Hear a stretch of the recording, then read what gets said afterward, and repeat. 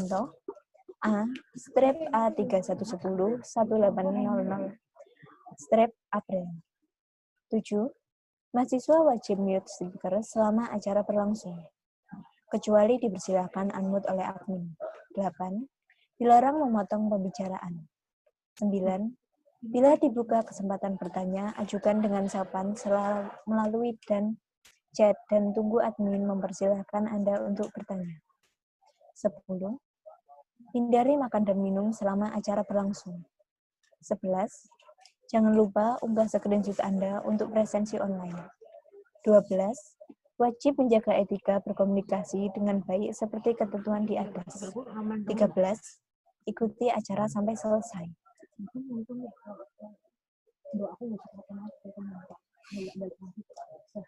Assalamualaikum warahmatullahi wabarakatuh.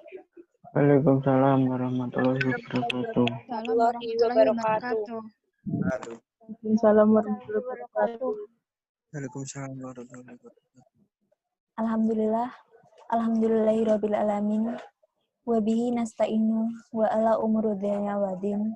Wassalatu wassalamu ala asrofil anbiya'i wal mursalin wa ala alihi wa sahbihi ajma'in amma ba'du.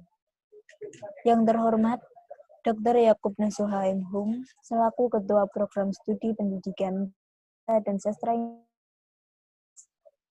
Yang kami hormati Saudara Danuten Trissusilo selaku Ketua Umum Himpunan Mahasiswa Program Studi Pendidikan Bahasa dan Sastra Indonesia FKIP-UMS. Yang kami hormati Saudara Adivian Bayu Aji Saputra selaku Ketua Panitia Kegiatan LKMMD dan Sarasmaru HMP PBSI FKIP-UMS. Serta seluruh pengurus HMP PBSI FKIP-UMS dan mahasiswa baru PBSI FKIP-UMS yang berbahagia. Puji syukur kita panjatkan kehadirat Allah Subhanahu wa Ta'ala yang telah memberikan kesempatan kepada kita sehingga kita dapat menghadiri acara LKMMD. Pelatihan Keterampilan Manajemen Mahasiswa Tingkat Dasar dan Sarasmaru, Sarasehan Mahasiswa Baru, dengan tema Membangun Jiwa Kepemimpinan dan Solidaritas Mahasiswa melalui LKMMD dan Sarasmaru bersama HMP PBSI 2020. Salawat serta salam tak lupa kita curahkan kepada junjungan kita Nabi Muhammad SAW. Semoga kita mendapatkan syafaatnya di yaumul akhir nanti. Amin. Bapak, Ibu, serta teman-teman yang berbahagia, sebelum acara LKMMD dan Sarasmaru PBSI FKIP-UMS dimulai, saya selaku pembawa acara akan membacakan susunan acara pada siang hari ini. 1. Pembukaan. 2. Pemaparan materi soft skill. 3. Pemaparan materi manajemen waktu. 4. Pengarahan. 5. Penutup. 6. Hiburan. Demikian susunan acara pada siang hari ini. Marilah kita awali acara LKMMD dan Sarasmaru PBSI FKIP-UMS dengan membaca basmalah.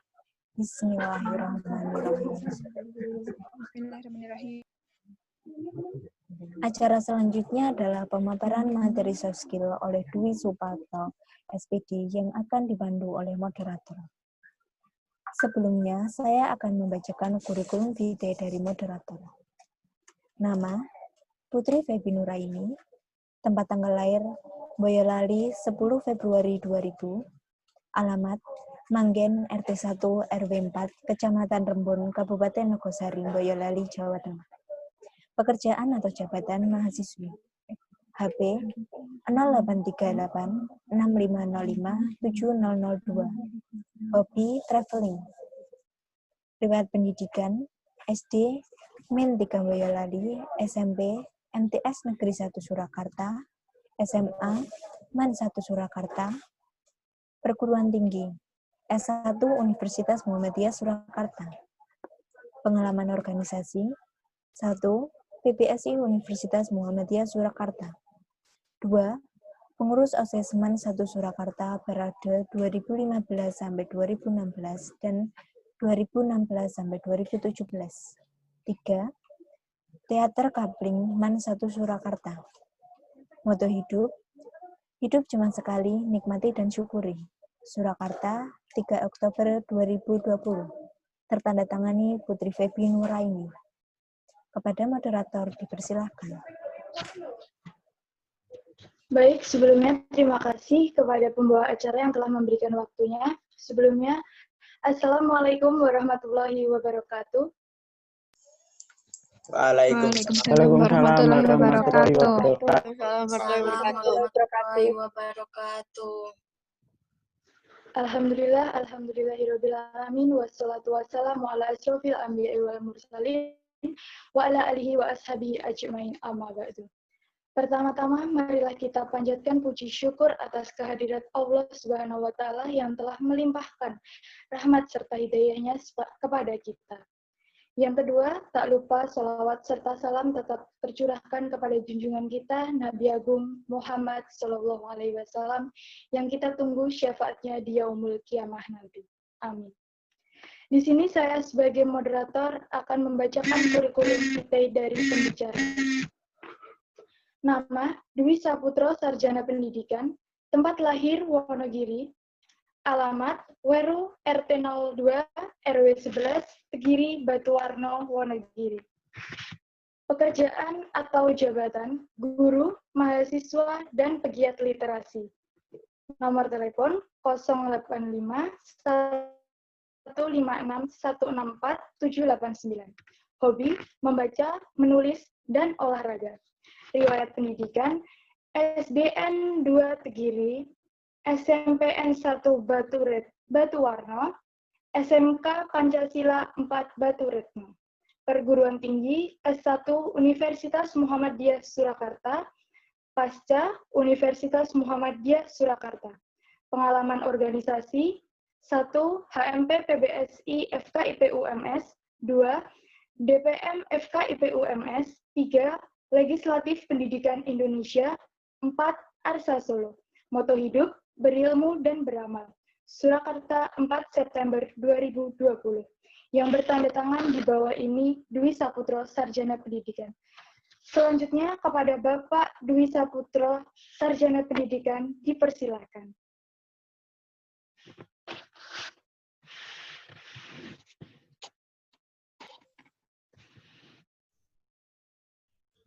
Bismillah, Assalamualaikum warahmatullahi wabarakatuh.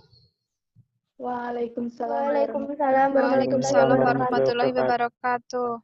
Selamat siang teman-teman mahasiswa, calon Bapak Ibu guru, calon-calon pemimpin bangsa.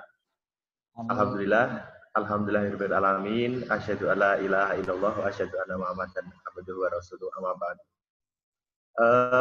Sebelumnya terima kasih untuk teman-teman HMP sudah memberikan kesempatan pada kami untuk bisa menyapa teman-teman mahasiswa.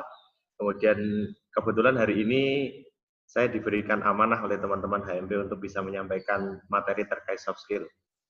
Nanti kita banyak ngobrol saja ya. Oke. Sebelumnya teman-teman yang ada di Zoom ini sudah saling mengenal atau belum? Sudah. Bagian, Sudah. Mbak. Bagian, Pak. Oh, sebagian. Sudah pernah bertemu langsung? Belum. Pak. Di virtual, daerah Pak. masing-masing ya, karena masih virtual ya, keadaannya belum mendukung untuk bertemu secara langsung. Oke, tidak apa-apa. Intinya kita syukuri saja keadaan yang kita alami hari ini. Kita ambil hikmahnya bahwasanya dengan keadaan ini kita bisa saling belajar, bisa menambah pengetahuan kita terkait dengan teknologi seperti itu. Sehingga mau tidak mau kita harus menggunakannya. Baik, langsung saja. Pada siang hari ini saya diamanahkan untuk bisa menyampaikan materi terkait soft skill. Sebelumnya teman-teman sudah mendapatkan materi sebelum jam ini? Sudah belum? Kemarin sudah dimulai ya acaranya. Kemudian hari ini sudah mulai materi, apakah sudah mendapat materi dari pemateri lain mungkin? Belum. Oh, belum. Berarti pertama ya? Oke. Belum. Untuk bisa sedikit menambah Iya, ilustrasi terkait dengan materi kita hari ini, seperti kuliah ya, oke, santai saja. Saya ada beberapa tayangan dan beberapa kuis, nantinya bisa kita lihat bersama-sama. Saya bisa teman-teman panitia?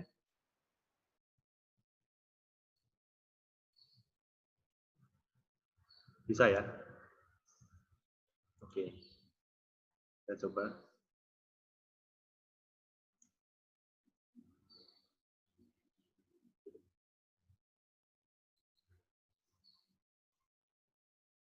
Baik, terlihat share screen dari saya terlihat semuanya? Terlihat, Pak. Terlihat. Udah, Pak. Oke. Jadi intinya yang ingin saya sampaikan hari ini adalah terkait dengan teman-teman mahasiswa yang alhamdulillah tahun ini sudah bisa menginjak ke jenjang yang lebih tinggi. Kalau kemarin masih SMA, masih berseragam ketika bersekolah atau ke sekolah, kemudian hari ini teman-teman sudah menjadi mahasiswa yang intinya diberikan kebebasan dalam hal berpikir maupun bertindak.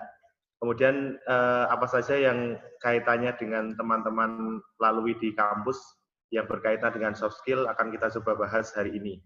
Pertama, dalam tayangan ini kami beri judul Mahasiswa Cakap di Era Society 5.0 atau 5.0. Kemarin atau sebelum era society, tentunya teman-teman banyak mendengar tentang era industri 4.0 atau 4.0. Nah, tahun ini, mau tidak mau, pandemi ini mempercepat umur dari era industri 4.0. Nah, ke depan, dimulai dari negara Jepang kemarin sudah mengumumkan bahwasanya kita sudah memasuki era society 5.0. Tentunya kita harus memutakhirkan diri kita terkait dengan apa yang akan kita hadapi ke depan. Nah, tetapi sebelum itu sedikit perkenalan tadi ya, sudah disampaikan bahwasanya terkait dengan biodata saya. Nah, ini sedikit tambahan saja bahwasanya mungkin ada tetangga-tetangga saya dari Wonogiri hari ini yang juga ikut. Selamat datang di BPSI FKIP UMS, dan ya isinya kita tentunya bisa saling bertukar ilmu di BPSI, bisa saling menimba ilmu di BPSI. Oke, langsung saja beranjak ke materi. Bahwasanya teman-teman mahasiswa di sini ketika sudah menjadi mahasiswa itu diberikan kebebasan untuk mengembangkan diri. Nah, pengembangan diri ini kalau dalam secara garis besar kita bisa menarik dua hal yang terkait dengan pengembangan diri, yaitu hard skill dan soft skill, yang nantinya ketika teman-teman sudah menguasai dua hal ini, tentunya teman-teman akan mampu menerapkannya dalam kehidupan sehingga mampu menginjak kesakapan hidup atau mampu menerapkannya dalam kehidupan sehari-hari. Nah, kira-kira teman-teman ini sudah tahu belum perbedaan antara hard skill dan soft skill?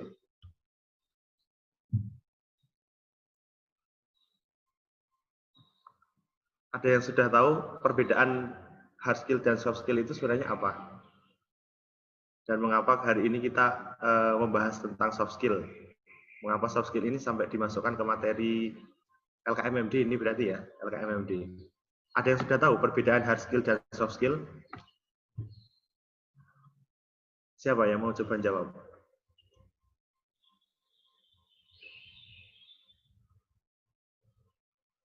Oke. Saya ada kuis terkait dengan hard skill dan soft skill. Coba teman-teman semuanya bisa membuka kuis ini. Bagi yang menggunakan perangkat laptop, bisa scan menggunakan HP kalian dengan QR barcode ini.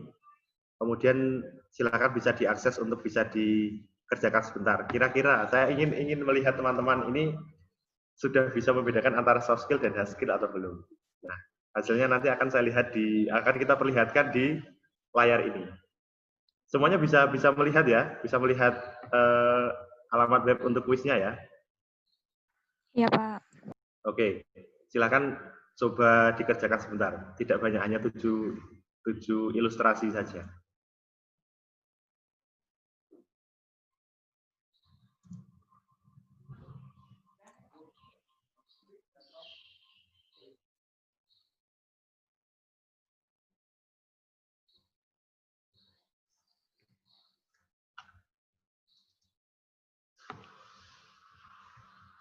Ada yang kesulitan untuk mengakses kuisnya? Coba saya pantau dari perangkat saya ya. Siapa kira-kira teman-teman yang sudah mengerjakan?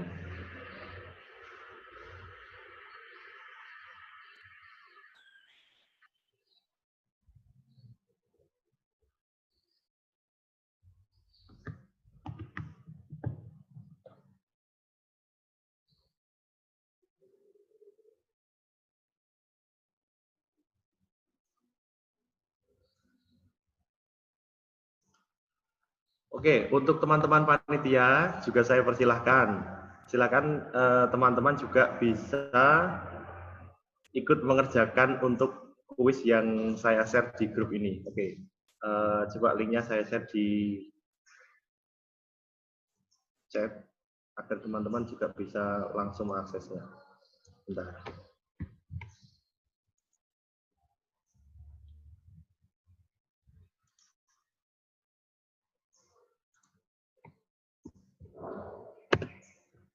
Oke.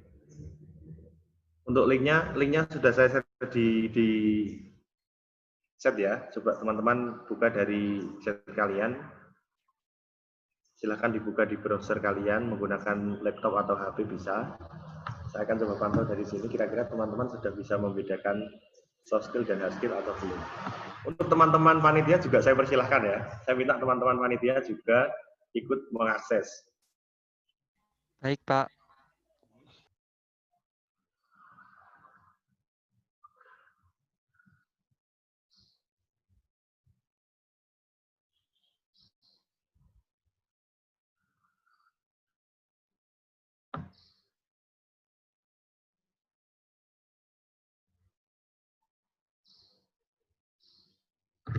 Semuanya bisa mengakses atau ada kendala?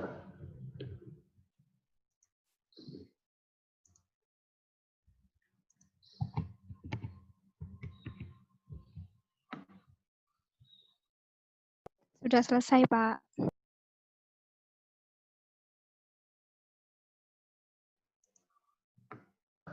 Oke, saya lihat dulu sebentar. Nanti di sini ada peringkatnya. Kira-kira yang peringkat 1 bisa mendapatkan hadiah ya nanti dari panitia.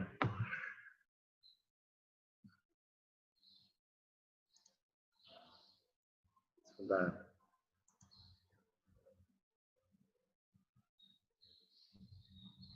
Oke, sembari mengisi, jadi pada intinya perbedaan antara soft skill dan hard skill itu cukup signifikan ya. Kalau hard skill itu adalah kemampuan yang dimiliki oleh seseorang dan itu bisa dilihat kemampuannya. Semisal, kira-kira kalau dalam kuis kalian itu ada gambar menyetir mobil.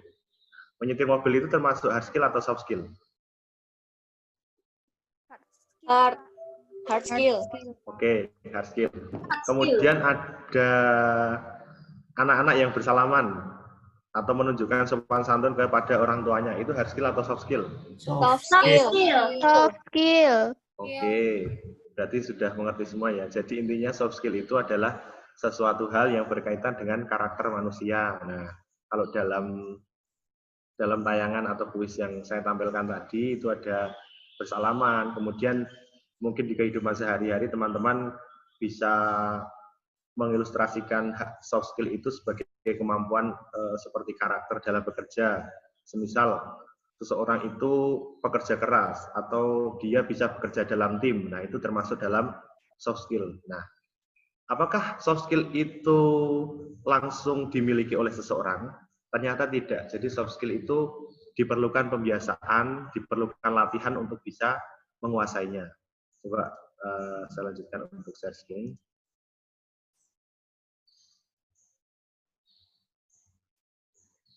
Jadi untuk bisa menjadi seorang pekerja keras, untuk bisa menjadi seorang yang memiliki teamwork atau seseorang yang memiliki kemampuan bekerja secara tim, itu ternyata tidak didapatkan secara instan dan membutuhkan proses. Dan soft skill ini, apakah lebih penting dari hard skill?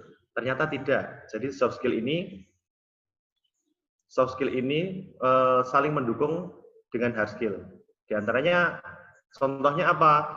Misalkan seseorang itu memiliki kemampuan atau hard skill dalam hal menulis. Nah, saya lihat dari teman-teman yang kemarin mengisi kuesioner, itu ternyata banyak sekali yang hobinya menulis. Oke, luar biasa. Nah, misalkan teman-teman memiliki kemampuan untuk menulis atau hard skill-nya menulis seperti itu. Apakah soft skill-nya sudah tidak penting? Nah, tentunya tidak. Di sini saling mendukung. Jadi soft skill itu diantaranya ketika teman-teman sudah memiliki kemampuan menulis, di sini soft skill yang bisa mendukung dari kemampuan itu diantaranya adalah berpikir kritis. Tentunya kita tidak bisa menulis sesuatu hal yang menjadi bermanfaat ketika kita tidak mampu berpikir kritis atau kita tidak mampu mensintesiskan sesuatu hal. Nah, sintesis dari pemikiran kita, kemudian hasil dari simpulan dari pemikiran kita itu kita tuangkan ke dalam keterampilan menulis atau kita tuangkan dengan keterampilan menulis seperti itu. Tetapi kenyataannya di dalam kehidupan sehari-hari atau di ruang akademik atau di perkuliahan mungkin atau di sekolah mungkin itu ternyata yang banyak diajarkan itu adalah hard skill-nya daripada soft skill. Nah, contohnya dari survei yang kemarin kalian isi, saya sudah mengamati beberapa hal dan dapat saya ambil simpulan dari beberapa hal, dan grafik ini juga saya ambil dari survei yang teman-teman isi kemarin.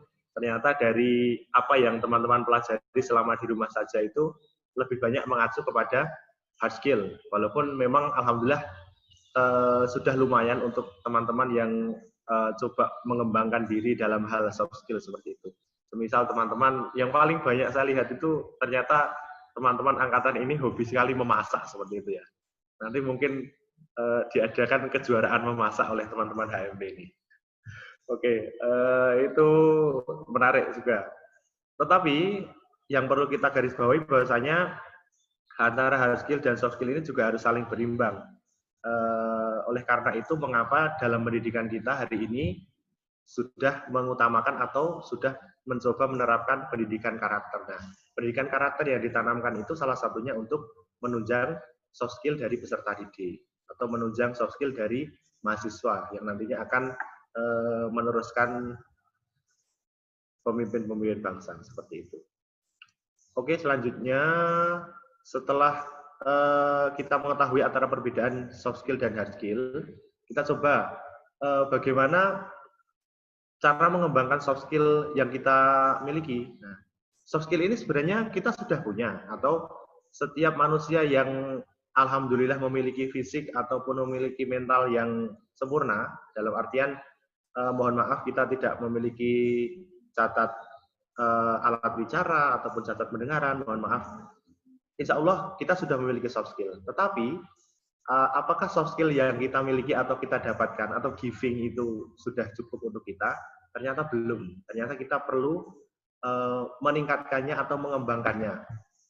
Nah, dalam pengembangannya tentunya kita harus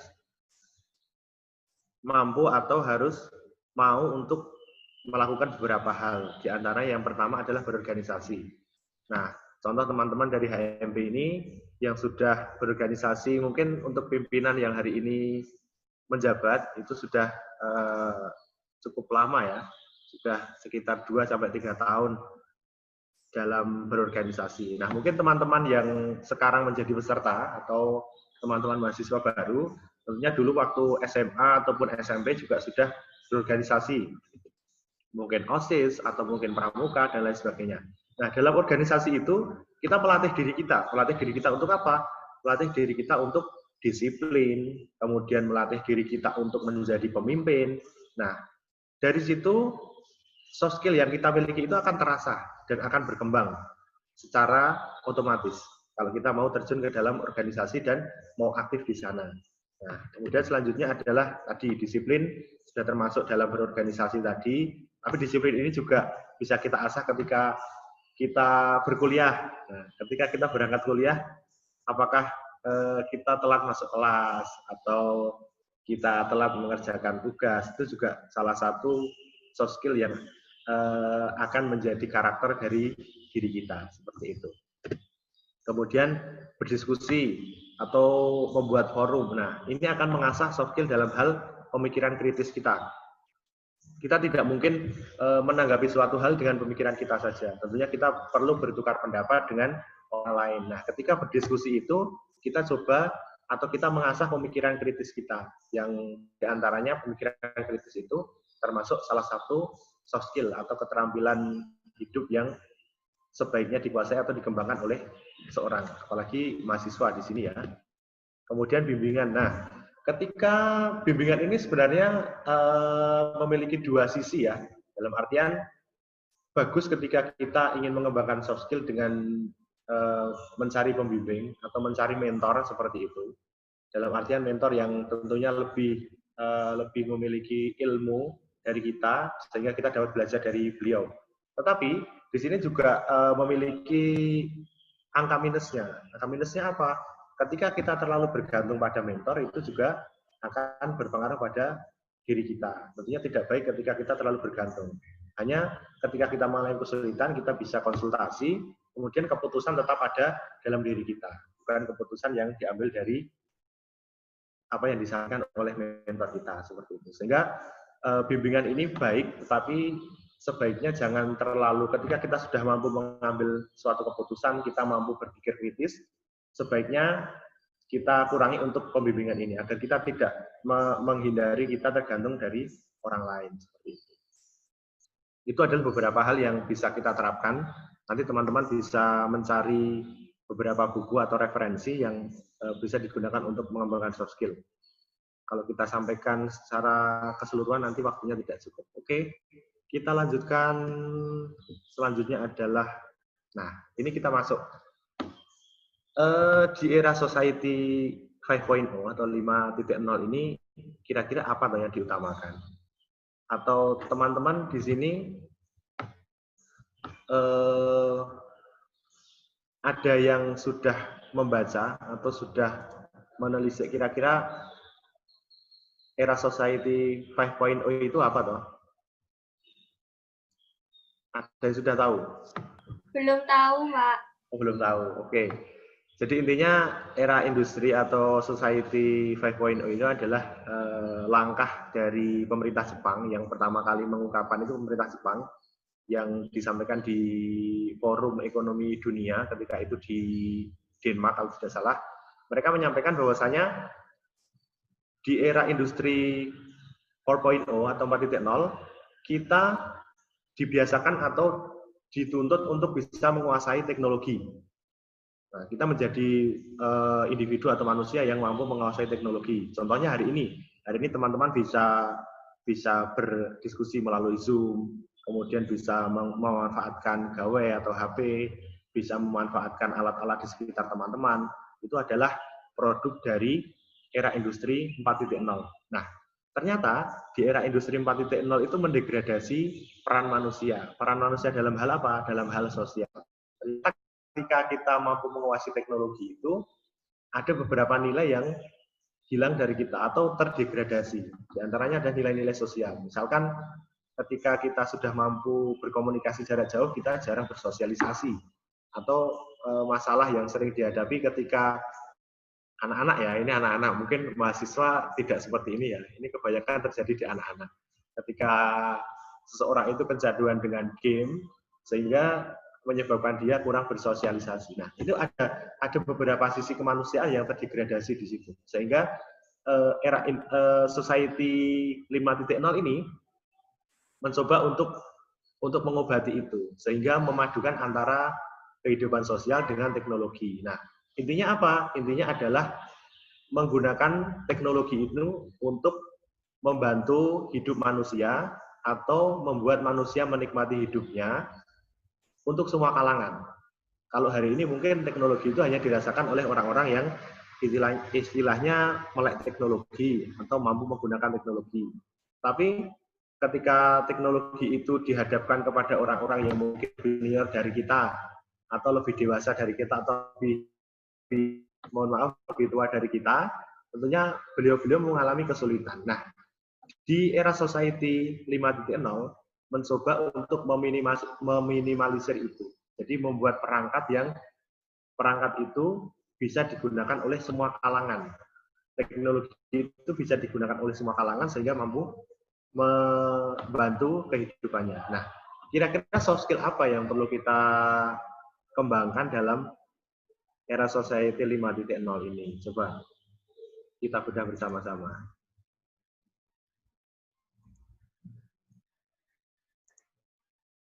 Oke, ini ya, sudah terlihat semua malahan. Tidak apa-apa. Jadi intinya yang perlu kita lakukan pertama itu adalah kita fokus. Nah, ini masih ada kaitannya dengan era industri 4.0. Di antaranya kita disajikan banyak hal atau banyak pengetahuan yang mengalir kepada kita. Semisal,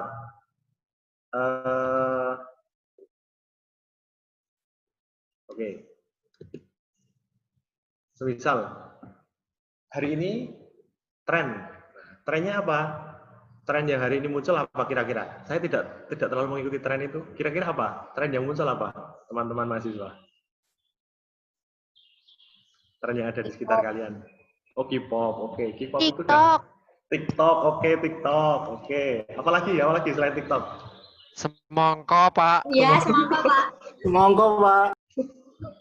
Semongko ya. Oke, jadi kita itu disajikan tren-tren yang itu sangat deras sekali. Dalam artian tren itu datang kemudian tidak terlalu atau tidak begitu lama kemudian berganti dengan tren baru. Nah, sedikit banyak dari tren itu akan mempengaruhi pemikiran kita. Dalam artian ketika tren A muncul, oh saya pengen menjadi seperti A, atau ingin mengikuti tren A, atau ingin mengembangkan tren A. Nah, semisal ya, ini kalau dalam dunia wirausaha hari ini kan tren kalian tahu tanaman itu apa namanya itu janda bolong itu tahu? Pak. Itu kan baru tren sekali kan. Iya, Nah, Pak. peluangnya luar biasa itu kan. Nah, ketika kita mengikuti tren itu, kita ingin mengembangkan itu, ternyata nanti muncul tren baru. Nah, itu akan tergerus. Maka di sini saya sarankan untuk teman-teman ketika sudah memiliki tujuan, fokus untuk tujuan itu. Misalkan teman-teman di sini sudah memiliki niatan untuk menjadi guru, misalkan ya. Semoga semuanya nanti dapat menjadi guru yang berkompeten dan profesional. Nah, ketika teman-teman sudah memutuskan, saya ingin menjadi guru, nah, maka fokuslah apa yang ingin teman-teman tuju. Kemarin juga saya melihat itu di tujuan hidup dari survei kalian itu ada yang ingin menjadi dosen. Nah, fokus dalam artian siapkan dari sekarang. Kira-kira ketika ingin menjadi guru yang profesional itu apa yang harus saya persiapkan dari sekarang? Maka dari sekarang kita harus fokus, siapkan mulai hari ini, kemudian lakukan seperti itu. Nah, dari fokus itu insya Allah nanti tujuan yang akan kita tuju akan maksimal. Nah, sehingga kita tidak menjadi tidak terombang-ambing oleh tren yang ada di sekitar kita. Oke, selanjutnya menjadi diri sendiri, original. Nah, semisal ini juga masih terkait dengan tren. Misalnya trennya itu adalah tren hijab. Wah, hijab ini yang perempuan yang kenal ini ya. Misalnya tren hijab. Oke, tren hijab hari ini adalah misalkan apa ya? Saya nggak terlalu tahu. Misalkan hijab model apa ya? Model seperti itu. Model A. Nah, ternyata bulan ini hijabnya model A. Kita mengikuti itu. Padahal hijab itu tidak cocok untuk kita. Nah, hijab itu kan tujuan utamanya untuk menutup aurat. Nah, jadilah diri kalian sendiri. Kemudian menjadi diri sendiri yang mengacu untuk mendukung fokus kalian tadi, tidak mengikuti tren tadi.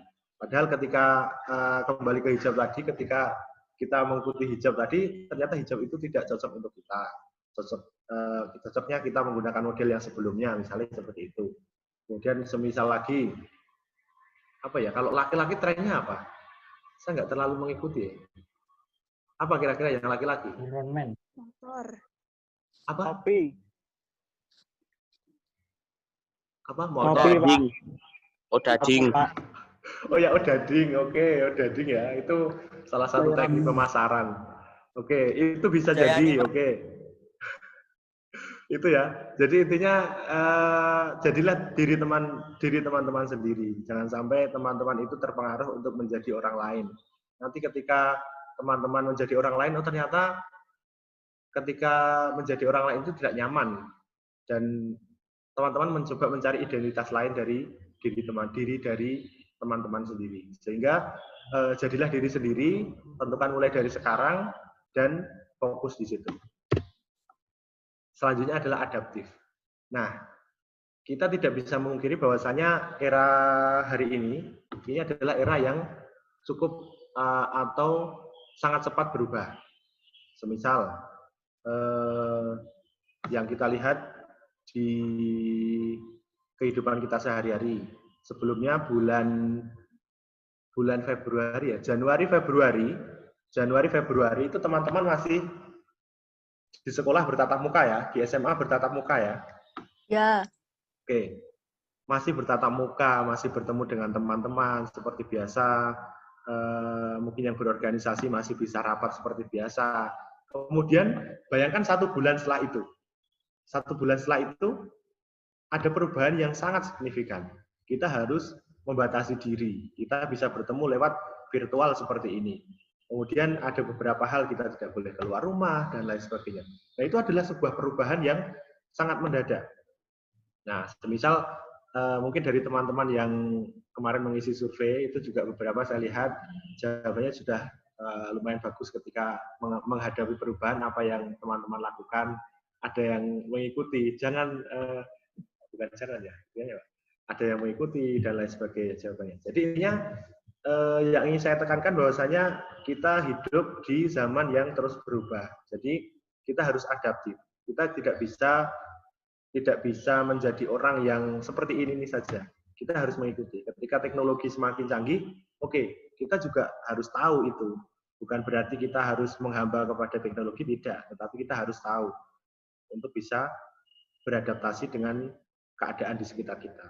Nantinya ketika teman-teman sudah lulus, kemudian menjadi guru, menjadi dosen, atau profesi yang lain, tentunya juga profesi itu akan sangat berkembang.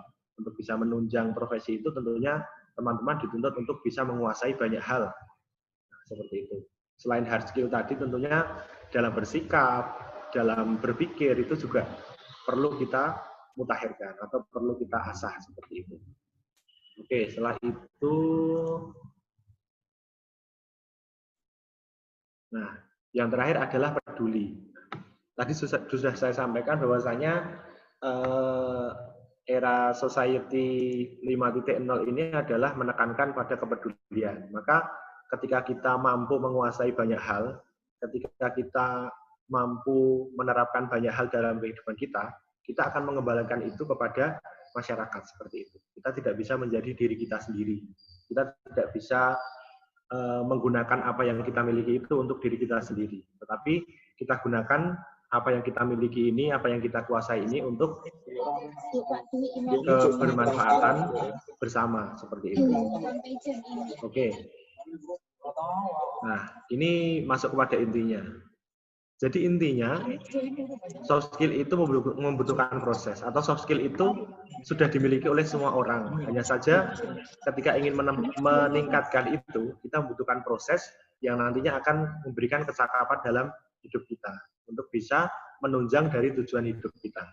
Dan selain itu, tujuan dari pengembangan soft skill tadi, selain untuk menunjang tujuan hidup kita, tentunya ini juga akan menunjang dari diri teman-teman masing-masing. Ketika teman-teman mampu berkomunikasi secara baik, memiliki kemampuan berkomunikasi atau soft skill berkomunikasi dengan baik, tentunya teman-teman akan bisa diterima oleh lingkungan teman-teman, akan mudah diterima oleh lingkungan baru. Nah, itu akan memberikan kebermanfaatan untuk diri kita, seperti itu.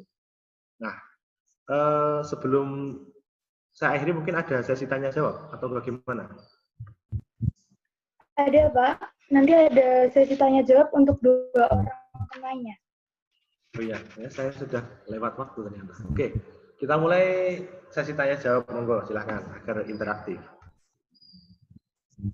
Baiklah, selanjutnya Untuk sesi tanya jawab untuk 2 orang penanya, kepada teman-teman yang ingin bertanya, silahkan raise hand pada kolom partisipan atau bisa menuliskan pertanyaan pada kolom komentar. Silahkan yang ingin bertanya.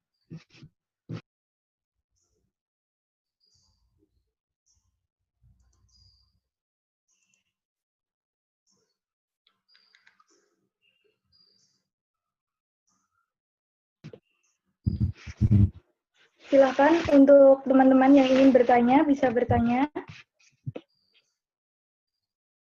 Ini panitia juga boleh tanya loh ya, tidak hanya peserta saja. Kita kan belajar bareng. Monggo silakan.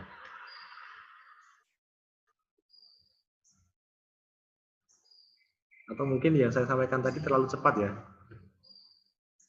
Saya dibatasi waktunya mepet sekali.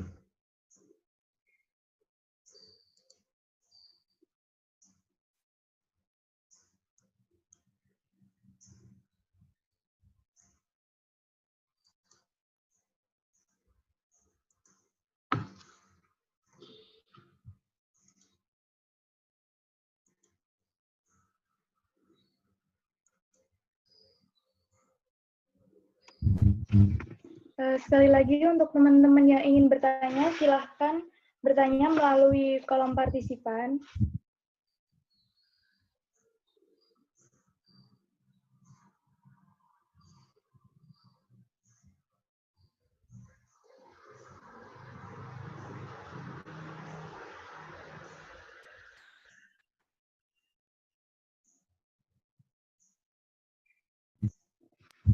Oh ya, silahkan untuk Kak Deste, silahkan menuliskan pertanyaannya di kolom chat.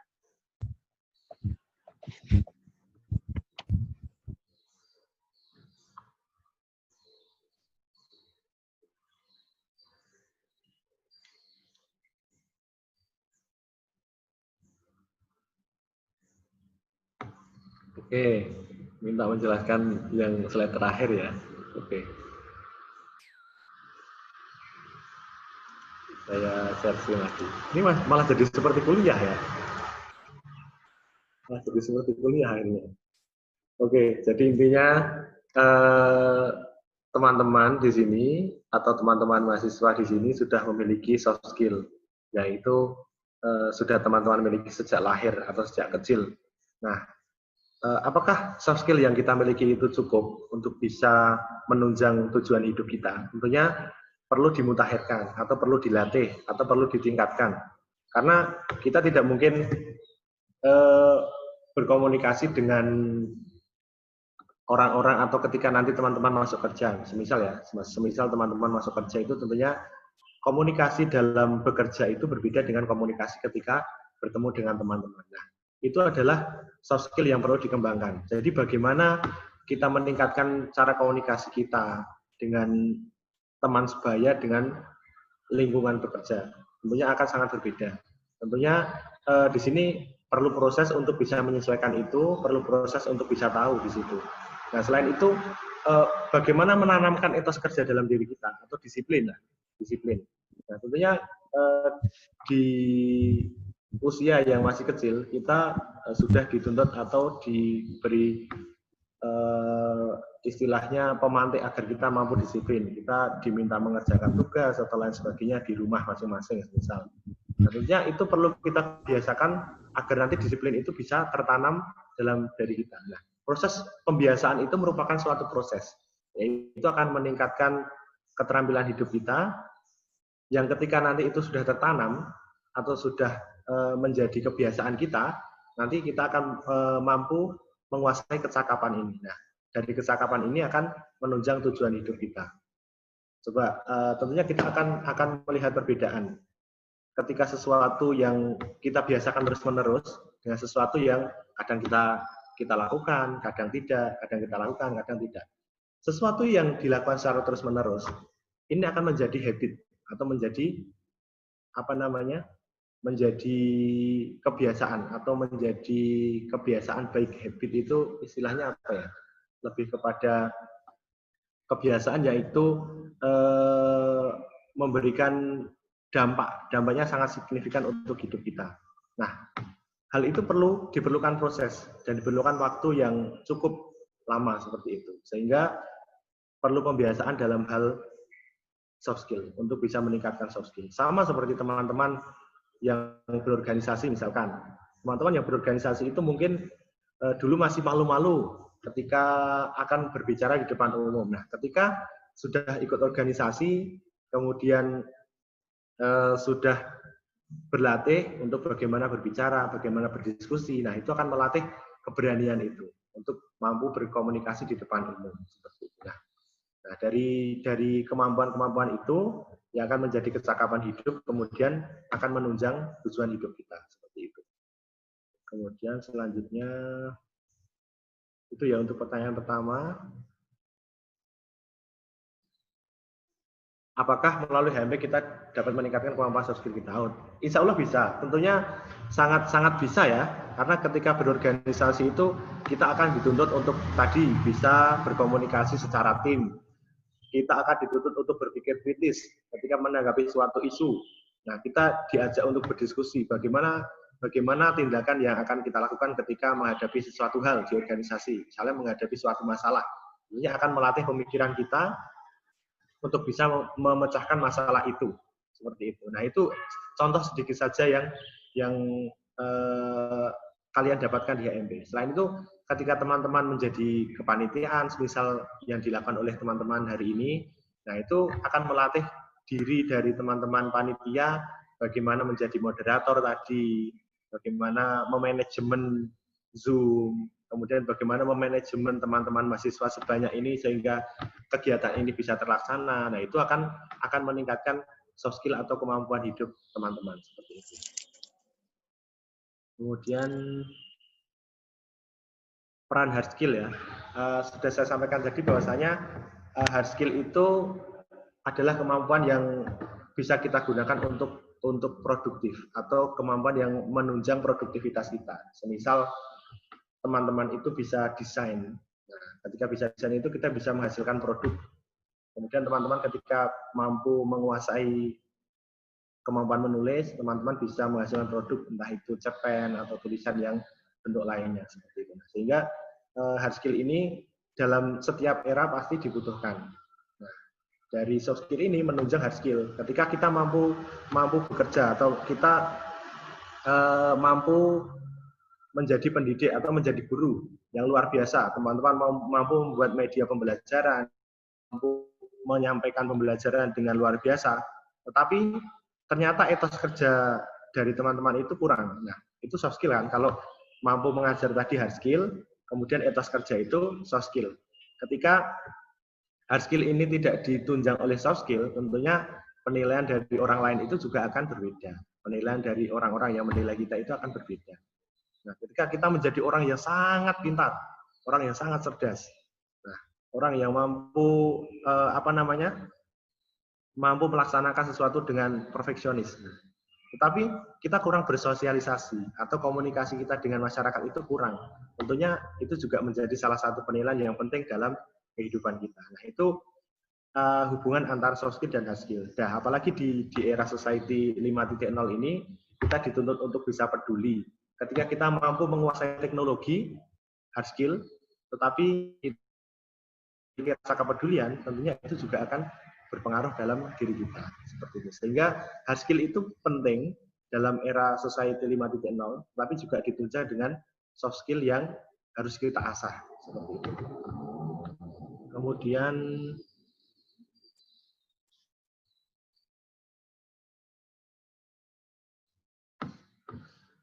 terkait dengan mengembangkan soft skill dan hard skill di masyarakat, tentunya dengan pembiasaan ya, sudah saya sampaikan tadi bahwa itu proses. Ketika teman-teman mampu melalui proses itu, mampu membiasakan, misalkan teman-teman ingin mengasah kemampuan berkomunikasi di masyarakat. Nah, tentunya teman-teman harus banyak bersosialisasi, harus banyak menemui orang, kemudian mengajak komunikasi. Mungkin teman-teman ada yang ingin menjadi bupati ini ya, ketika ingin bermasyarakat atau ingin menguasai soft skill atau hard skill di masyarakat, tentunya teman-teman harus banyak berkomunikasi, bersosialisasi dengan masyarakat. Itu akan menambah kepekaan kita di lingkungan sosial. Sehingga secara tidak langsung soft skill untuk berkomunikasi atau merasa peka di lingkungan itu akan asah seperti itu.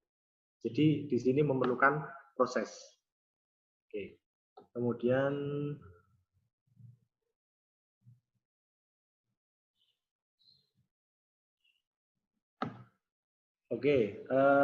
pertanyaan terakhir ini terkait dengan era society agar tetap berjalan dan nilai sosial juga tetap berjalan atau tidak terdegradasi. Nah, itu akan kembali kepada diri kita. Ketika kita hanya mampu menguasai teknologi, tapi kita tidak mau memanfaatkan teknologi untuk kepentingan bersama, tentunya itu akan menjadi sebuah masalah. Karena apa? Karena teknologi itu tidak mampu bersosialisasi sendiri. Perlu dibawa oleh orang-orang seperti kita atau orang-orang yang mampu menguasai teknologi itu. Nah, ketika orang-orang yang mampu menguasai teknologi itu tidak mau membawa ke masyarakat, ke lingkungan sosial, tentunya ada nilai-nilai sosial yang itu akan terdegradasi. Sehingga sebagai generasi muda, saya masih muda ya, seumuran kalian lah. Sebagai generasi muda, kita harus mau menerapkan teknologi atau apa yang kita miliki ini untuk kebermanfaatan masyarakat. Agar nantinya nilai-nilai sosial yang ada di masyarakat ini tidak terdegradasi oleh yang akan datang seperti itu. Itu mungkin jawaban dari saya. Nanti kalau teman-teman ingin berdiskusi lebih lanjut, monggo bisa kita lanjutkan dalam forum atau lewat pertemuan apapun, silahkan. Mungkin ada pertanyaan lagi?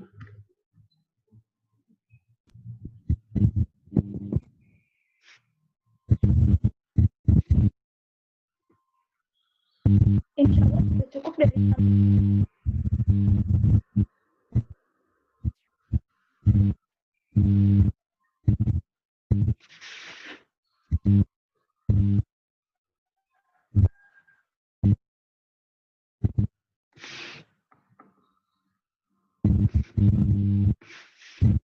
Insya Allah sudah cukup, Pak. Oh iya. Pesan terakhir dari saya ya, untuk pertemuan hari ini, saya share screen saja bahwasanya oke,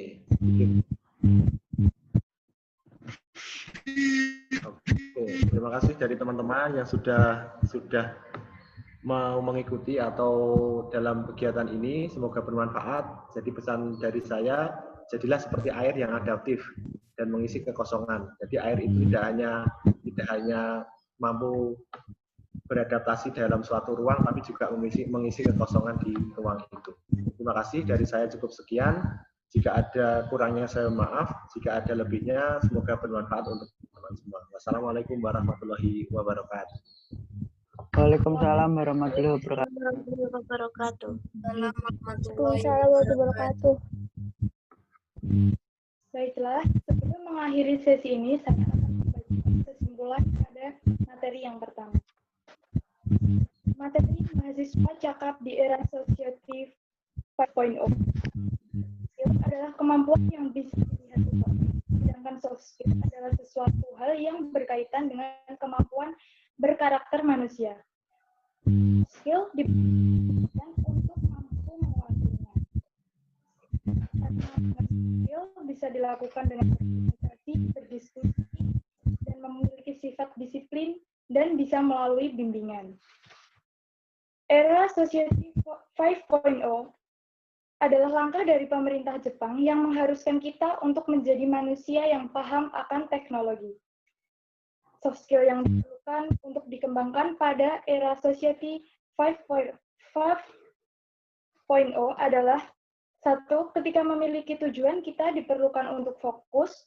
2. Menjadi diri sendiri. 3. Yaitu memiliki sifat yang adaptif. Dan yang keempat adalah peduli terhadap sesama. Nah, untuk urutannya, soft skill itu diperlukan proses dan kecakapan untuk menunjang tujuan hidup kita. Hard skill dan soft skill dapat dikembangkan melalui sebuah proses dalam lingkungan sosial. Semuanya harus seimbang untuk kepentingan kita. Baiklah, itu tadi kesimpulan dari saya. Dan materi pada pertemuan hari ini sudah cukup. Terima kasih kepada Dwi Saputra Sarjana Pendidikan yang telah berbagi ilmunya kepada kami. Semoga bermanfaat bagi kita semua. Amin. Sekian dari saya moderator. Apabila ada kesalahan mohon dimaafkan. Wabillahi taufiq wal hidayah. Wassalamualaikum warahmatullahi wabarakatuh. Waalaikumsalam warahmatullahi wabarakatuh. Waalaikumsalam warahmatullahi wabarakatuh. Mohon izin untuk pamit ya. Selamat siang. Selamat semangat menjalani LKMFD dengan cara semaru.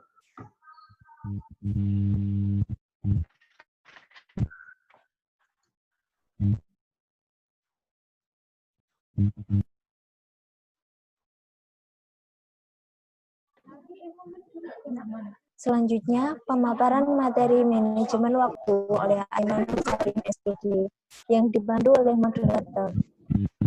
Sebelumnya saya akan membacakan kurikulum vitae dari moderator.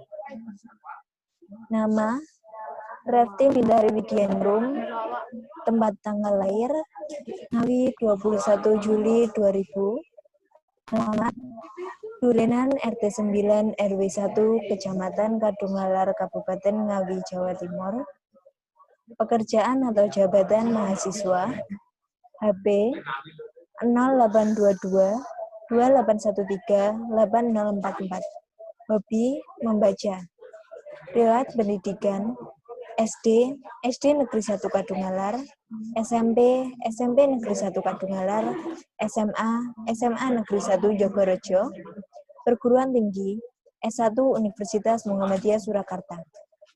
Pengalaman organisasi 1 HMP PBSI FKIP UMS. Moto hidup, ikhtiar dan tawakal kepada Allah serta istiqomah untuk selalu berbuat kebaikan.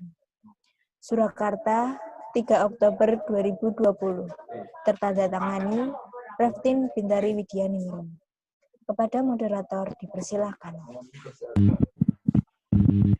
Ya, sebelumnya terima kasih kepada pembawa acara yang telah memberikan waktunya. Assalamualaikum warahmatullahi wabarakatuh. Alhamdulillahirabbil alamin. Wassalatu wassalamu ala asrofil anbiya'i wal mursalin wa ala alihi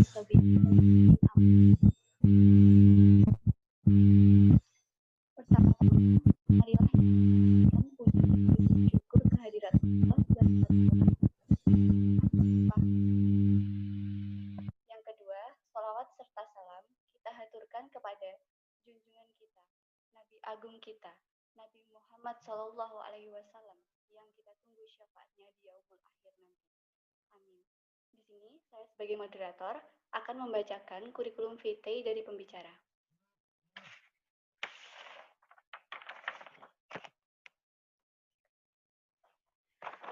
Nama, Aimanun Salim, Sarjana Pendidikan.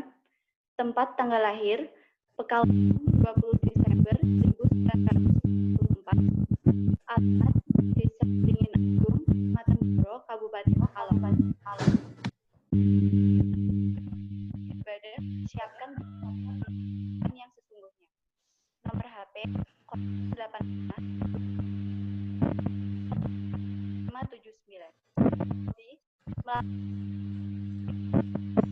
Pendidikan.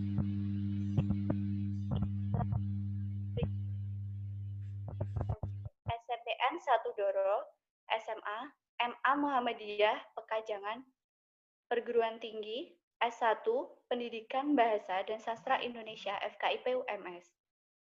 Pengalaman organisasi. 1. Ketua Bidang ASBO IPM MA Muhammadiyah Pekajangan. 2. Ketua Bidang DPL Mentoring FKIP UMS. 3. Ketua Umum HMP PBSI FKIP UMS. 4. Ketua DPO HMP PBSI FKIP UMS. 5. MYMP Guru Bahasa Indonesia Kabupaten Klaten. Moto hidup, posting secukupnya, hidup sepenuhnya. Surakarta, 20 September 2020, tertanda tangan Aimanun Salim, SPD. Selanjutnya, kepada Bapak Aimanun Salim, dipersilahkan.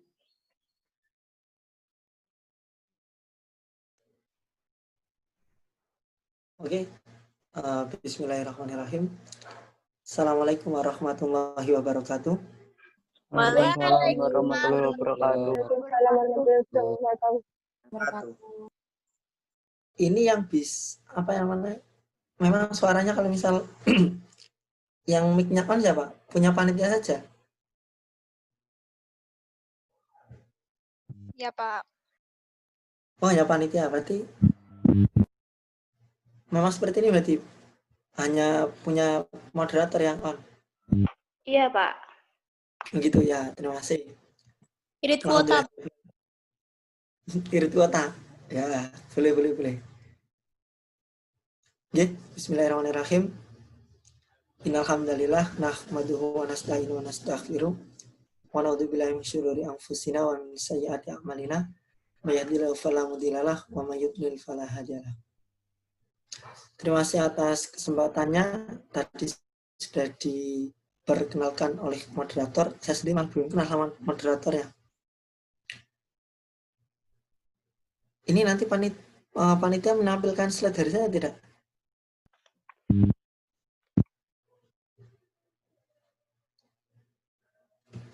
Boleh, Pak. Baik, Pak. Gimana Deste? Oh, ada Deste Baik, Pak. di sini. Nanti akan ditampilkan oleh petugas, Pak. Oh gitu. Yang oke. Berarti untuk yang saya menyampaikan 30 menit, betul nggih, Mbak moderator?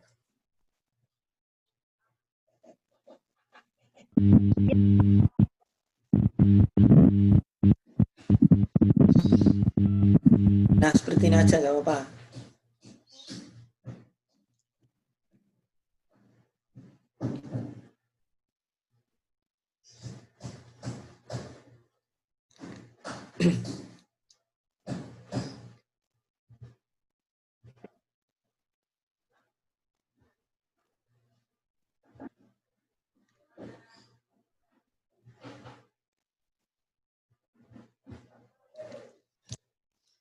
Oke, sambil nunggu, ini sudah dari moderator. Bismillahirrahmanirrahim. Ini pesertanya ada berapa ya? Sekitar 200. 150, Pak. 150, berarti mahasiswanya ikut cuma 150 ini? Mohon maaf, untuk hari kedua dan ketiga ada 60 mahasiswa yang mengikuti Baitul Arqam, Pak. Oh, sama-sama lewat daring juga Baitul Arqamnya? Nggih, Pak. Oh, oke, tidak masalah. Bismillah. Dari panitia saya diamanahi untuk menyampaikan sedikit materi berkaitan dengan manajemen konflik atau manajemen konflik dan manajemen waktu seperti itu. Oke, tadi di awal sudah disampaikan nama saya, kesibukan dan lain sebagainya.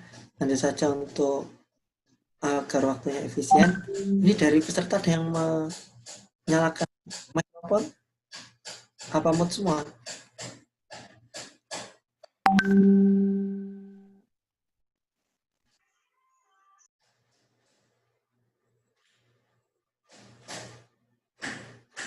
Tidak ada respon.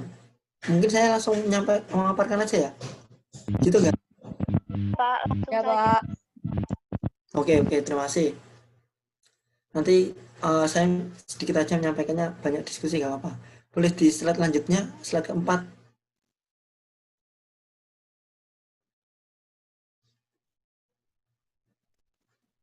Lanjut lagi. Nah, mungkin dari mahasiswa baru semua, baik itu yang berasal dari manapun, manajemen waktu itu semua orang itu tahu apa itu waktu. Nah, berkaitan dengan waktu, semua orang dalam satu hari sama-sama mendapatkan waktu 24 jam. Tidak lebih dan tidak kurang. Ini katanya pesan dari panitia, peserta meresum materi ya? Betul? Iya, Pak. Betul, Pak. Ya. Saya santai saja nggak apa-apa. Nah, dari waktu 24 jam itu, jatah tiap individu sama saja, tidak berkurang dan tidak lebih. Pertanyaannya, kenapa kok seusia teman sebayamu ada yang lebih unggul, bahkan ada yang lebih sukses? Katakanlah kalau kita bicara dengan sukses, padahal waktu yang diberikan sama-sama 24 jam. Kuncinya adalah pandai mengatur waktu. Waktu di sini perencanaan, pengorganisasian, penggerakan, dan pengawasan terhadap produktivitas. Saya garis bawahi di produktivitas. Maksud dari produktivitas itu banyak orang kurang memanfaatkan dari jatah 24 tadi. Kenapa kalau masa produktifnya berbeda-beda? Karena perkembangan waktu sudah berubah, pastinya kita tergiur untuk melakukan hal-hal yang kurang bermanfaat. Contohnya, berjam-jam nonton YouTube. Ada yang suka YouTube atau nonton video-video yang menurutnya ya bermanfaat bagi dirinya, tapi tanpa disadari dari kita menonton YouTube itu pasti kita bisa memilih mana yang positif, mana yang negatif. Nah, itu mengurangi produktivitas dari diri kita. Tidak terasa 1 jam nonton YouTube, 2 jam sampai kuotanya jebol dan lain sebagainya. Nah, definisi manajemen waktu di sini yaitu cara mengatur organisasi. Organ itu satu tubuh. Kalau di ibarat tubuh, berarti dari kepala, pundak, sampai lutut, kaki, dan sebagainya, itu adalah organ. Nah, cara mengaturnya bagaimana? Dari bangun tidur sampai hendak tidur, bahkan sampai bangun lagi, berarti kalian punya planning tersendiri. Saya hari ini mau melaksanakan LKMMD, saya hari ini harus memakai baju warna biru, dan lain sebagainya. Itu merupakan planning, mengatur, baik itu menyetrika bajunya, dan lain sebagainya. Bisa lanjut ke slide selanjutnya.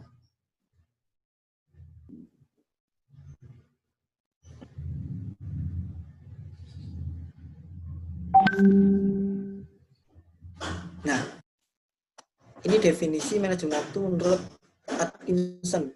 Keterampilan yang berkaitan dengan berbagai bentuk upaya dan tindakan individu yang dilakukan secara terencana agar individu tersebut mampu memanfaatkan waktu sebaik mungkin. Nah, menurut Atkinson ini, waktu itu tidak ada yang spesial. Yang spesial adalah individunya karena mampu memanfaatkan waktu tersebut. Entah itu nanti kalian ketika kuliah, waktunya kan sama.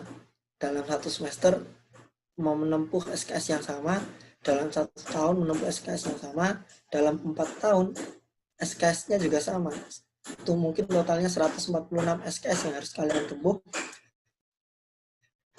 Bagaimana cara memanfaatkan waktunya itu, toh teman-teman juga waktunya sama seperti itu. Berarti yang spesial bukan waktunya, tapi individu yang bisa mengolah waktu tersebut. Lanjut slide ke-6.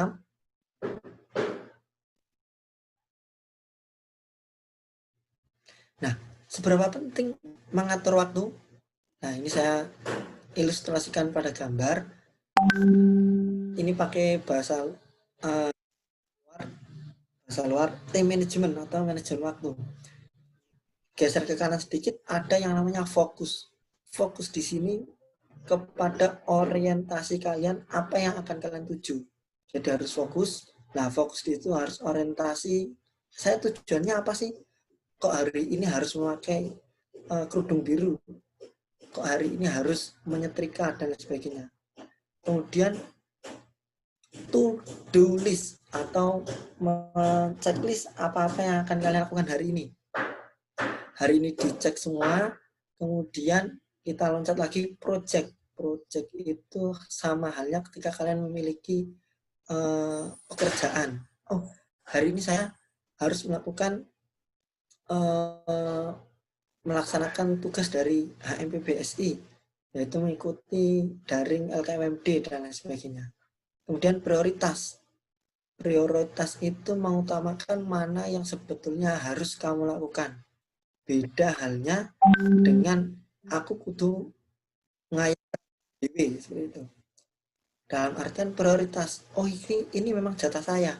oh ini bukan jatah saya, oh ini tim, oh ini individu, dan sebagainya.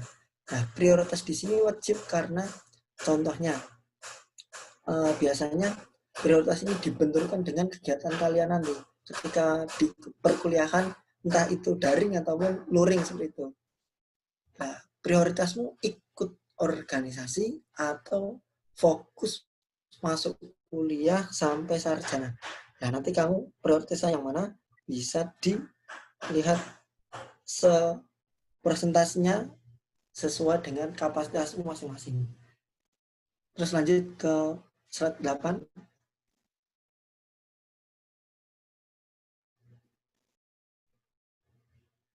Nah, fungsi sendiri dari manajemen waktu secara umum, fungsinya adalah menjalankan tugas. Nah, berkaitan dengan waktu itu pasti kok ada tugas, pekerjaan, efektif dan efisien. Nah, karena berkaitan dengan waktu, pastinya efisien. Pekerjaan bisa dilihat dari pencapaian tujuan atau target yang telah ditetapkan sebelumnya ada manajemen. Manajemen di sini diartikan mengatur. Mengatur apa? Efektivitasnya pagi hari misal. Oh, pagi hari kok saya harus tadarus Quran. Tidak mungkin pagi hari harus YouTubean dan lain sebagainya. Nah, maka dari itu, pintar-pintar manajemen waktu itu dilihat dari individunya bisa membuat waktu itu efektif dan efisien.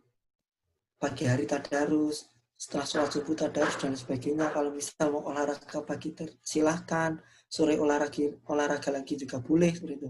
Nah, itu artinya kamu bisa mengatur dirimu itu akan melakukan hal apa pagi hari ini sampai sore, bahkan sampai tidur kembali gitu. Slide selanjutnya.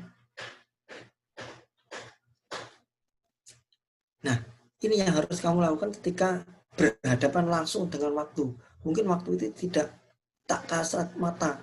Yang hanya kamu rasakan itu pagi hari kok cepat sekali sudah siang, dari siang kok cepat sekali sudah sore. Oh, ternyata ini sudah Oktober, padahal baru kemarin rame-ramenya masa pandemi di bulan Maret, ini kok sudah Oktober, November, ternyata 30 hari lagi menuju tahun 2021. Nah, waktu itu akan berjalan seperti itu, tidak bisa diputar. Seperti halnya ketika kalian melemparkan batu ke atas, ya pasti kodratnya akan jatuh seperti itu. Nah, ketika kamu dihadapkan dengan waktu, yang pertama harus produktif. Yang saya sampaikan, geserkan sedikit adalah produktif. Produktif di sini, hari ini kamu harus melakukan apa? Kemudian efisien. Efisien itu berarti diibaratkan, ketika kamu memiliki tugas kuliah, deadline-nya 1 minggu, jangan kamu kerjakan hari ini dikumpulkan untuk esok. Itu namanya tidak efisien. Kemudian prioritas. Prioritas itu ya saling mengedepankan, oh ini memang jatah saya, dan ini tanggung jawab saya. Bukan masalah tim ataupun yang lainnya. Kalau semisal prioritasnya itu dilakukan secara tim, berarti kamu bertindak teamwork di sini. Kerjasama dengan temanmu, prioritasnya saya harus ada di sini, antara saya harus ada di sini atau saya memang bekerja dengan tim seperti itu. Kemudian yang terakhir evaluasi. Dari produktif, efisien, dan prioritas harus dilakukan yang namanya evaluasi. Oh, hari ini saya telat setoran hafalan surat Al-Fajr. Berarti besok saya harus hafalan 2 surat, Al-Fajr dan An-Nas. Dengar-dengar, sarjana S1 di UMS itu harus minimal hafal juz 30, bukan 30 juz, tapi juz 30. Dulu ketika saya kuliah, kalau panjenengan sudah kenal dengan Prof. Marhamah, setiap pagi di hari Selasa diwajibkan sholat duha berjamaah di ruang kelas. Dibiasakan sholat duha berjamaah. Mungkin sekarang masih ada, tapi karena kegiatan perkuliahan diganti dengan daring, ya mungkin belum berjumpa dengan peraturan ketika mata kuliah apa dulu. Saya lupa. Nah, dari Prof. Mar tadi menyampaikan kalau misal diusahakan pagi hari kita melakukan hal yang produktif, efisien, dan prioritas. Lanjut ke slide nomor 10.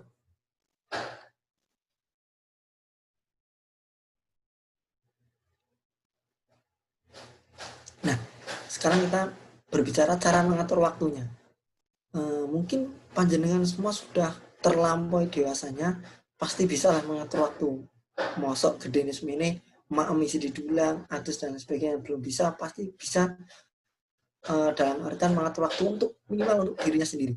Yang pertama ada faktor eksternal dan internal. Nah, untuk yang eksternal, faktornya agar bisa mengatur waktu, membuat daftar prioritas. Daftarnya tidak usah besar-besar. Kalian biasanya kalau menjumpai kertas kecil-kecil yang bisa ditempel, tempelkanlah itu di cermin. Tempelkanlah di kamar atau punya catatan papan sendiri, tempelkan di situ. Biar kalian ingat hari ini mau melakukan apa, ada tugas apa yang belum terselesaikan di checklist. Kemudian belajar mengenali waktu produktif. Nah, berkaitan dengan waktu produktif itu berkaitan dengan, ternyata saya lebih enak hafalan itu di dini hari. Ketika yang lain terlelap tertidur, saya sibuk menghafalkan surat Al-Fajr, menghafalkan fonem, menghafalkan landasan pendidikan dan sebagainya, atau evaluasi pendidikan. Materi-materi kuliah saya lebih hafal ketika mereviewnya di pagi hari. Nah, itu memerlukan menggali ketika waktu kalian produktif itu waktu mana gitu. Kemudian fokus pada tujuan. Tujuanmu ketika untuk mengatur waktu itu apa?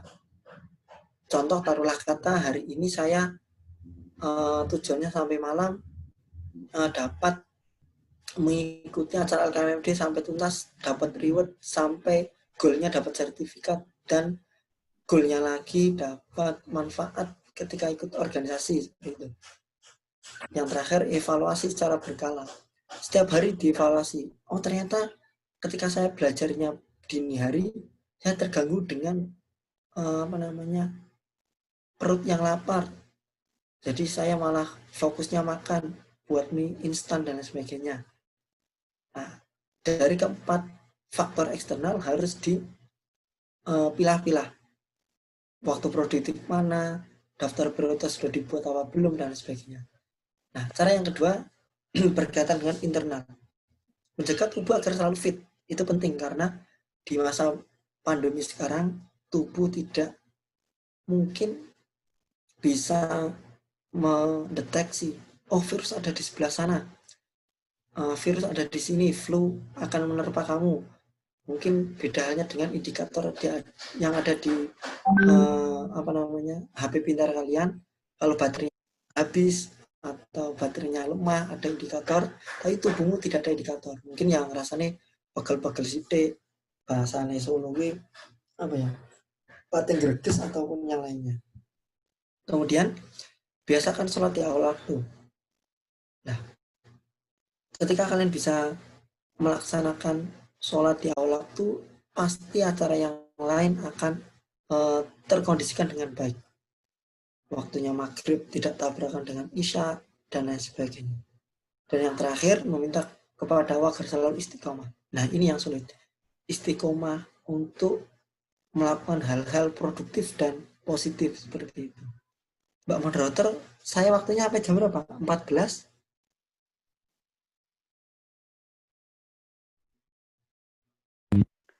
30, Pak. 14.30? 2 menit lagi? Iya, nanti langsung disambung tadi ya. Oke. Nah, slide selanjutnya nomor 12.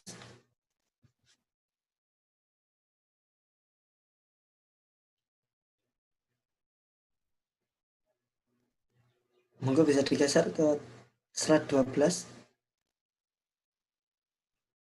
Nah, ketika ada pertanyaan seperti ini, apa tujuan utamamu masuk UMS?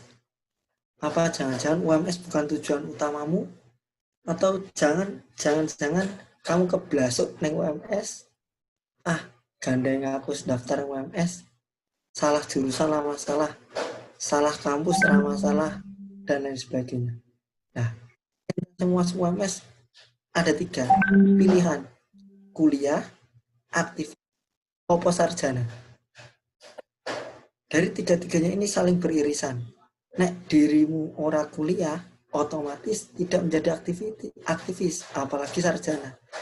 Nek dirimu kuliah belum tentu menjadi aktivis dan belum juga menjamin kamu seorang sarjana. Maka dari itu ketiganya harus menjadi prioritas masing-masing. Slide selanjutnya. Nah, berbicara dengan waktu dan mahasiswa, fungsi dari manajemen waktu yang pertama ada pandai berorganisasi. Nek wong sing berorganisasi mesti pinter ngatur waktu. Wong sing pinter ngatur waktu pasti dia orang organisasi, karena tidak hanya fokus pada satu tujuan. Aku kuliah pengen sarjana rampung, aku kuliah koncone akeh sarjana rampung, tapi dia memiliki pengalaman yang banyak. Contohnya ya kenal yang namanya LKMMD, Saras Maru dan lain sebagainya, itu berkat organisasi. Kemudian siap menjadi pelopor. FKIP digadang-gadang harus menjadi pelopor dimanapun Anda berada. Entah itu di desa menjadi perangkat desa yang kompeten, entah itu di DPR menjadi DPR yang amanah, entah itu menjadi bupati-bupati yang tidak korupsi dan lain sebagainya, atau bahkan menjadi guru yang inspiratif. Kemudian yang ketiga, terbiasa tertib. Berkaitan dengan waktu tidak boleh didiskon. Yang tadinya 24 jam, saya saat hari ini butuh 23 jam saja, sisanya digunakan untuk besok. Ya tidak bisa. Maka dari itu, ketika kamu bisa mengatur waktu, pastinya kamu akan terbiasa tertib. Bisa lanjut ke slide selanjutnya, 14.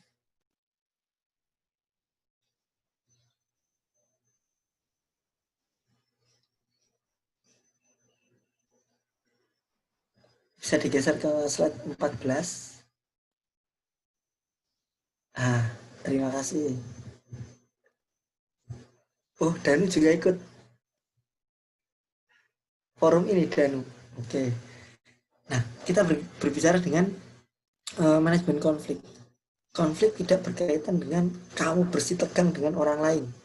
Kamu apa bahasanya? Kamu masih marahan dengan orang lain, tetapi konflik bisa terjadi dengan individu dan individu. Konflik bisa terjadi dengan dirimu sendiri. Contoh seperti ini. Konflik adalah suatu proses aksi dan reaksi. Nek ono aksi pasti ono reaksi nih, yang diambil oleh para pelaku konflik atau pihak ketiga secara rasional dan seimbang dalam rangka pengendalian situasi.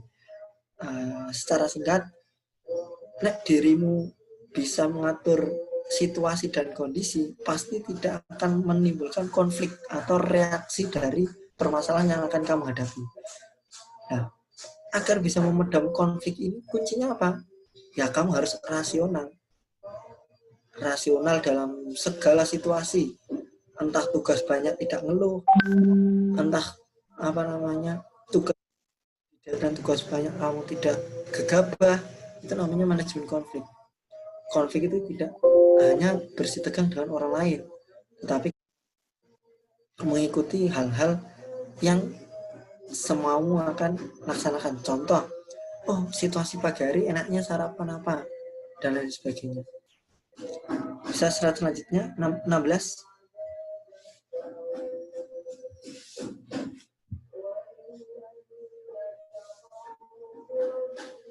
Nah, menurut Howard Ross, pengertian manajemen konflik ada langkah-langkah yang diambil oleh pelaku atau pihak ketiga dalam rangka mengarahkan perselisihan ke arah hasil tertentu yang mungkin atau tidak menghasilkan akhir berupa penyelesaian konflik dan mungkin atau tidak menghasilkan ketenangan, hal positif, kreatif, bermufakat atau agresif. Konflik di sini berkaitan dengan sebesar apa kamu bisa mengendalikan diri, entah itu menghasilkan hal yang positif atau bahkan kreativitas. Banyak orang yang merasa tertekan tapi malah justru menimbulkan hal yang kreatif. Contoh yang nyata adalah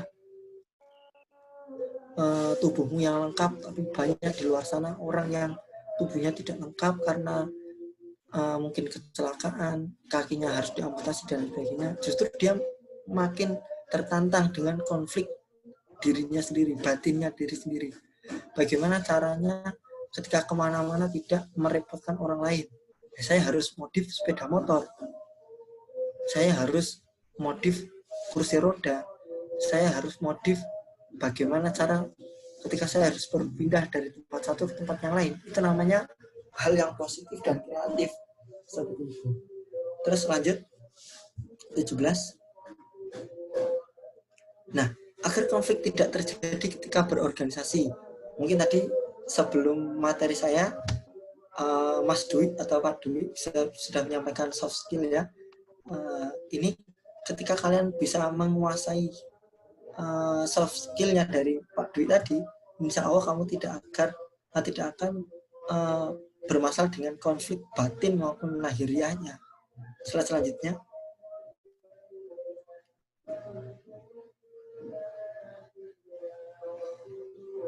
Nah, agar kamu tidak melaksanakan ataupun menghadapi konflik ketika di suatu organisasi, kamu membutuhkan yang namanya hard skill, etika kerja. Etika kerja harus baik dalam artian ya mengerjakan sesuatu dengan baik dan benar. Maka akan timbul kerja yang semangat, jenjang karirnya dapat mudah, tidak merasa terbebani dengan amanah-amanah yang baru ketika di organisasi. Slide selanjutnya.